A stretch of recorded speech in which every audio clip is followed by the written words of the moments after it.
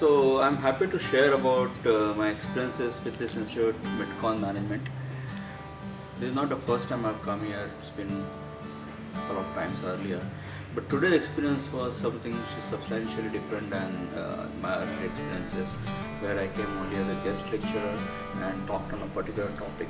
What I liked about today was this is the first time I saw that they are gathering industry experts to interact with the fresh students who have just joined, I think yesterday or today, and this whole thing will go on for about a month. So I was second in somebody had talked in the morning session, I was the second in the afternoon session, and like this every day there will be two industry experts who will come and talk and share their experiences on particular topics ranging from general topics to particular topics like pharma or IT, etc. So this is quite interesting that the students will get a very good overall broad perspective about how things happen in industry, and they will prepare the students to look at what they should absorb and capture in their next 2 years and what should help them in their career advancement. So very interesting initiative, and I think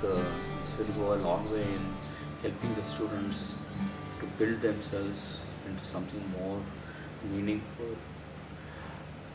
Nice, and I congratulate MITCON Management to take this initiative and bring in all industry experts to talk over next 30 days.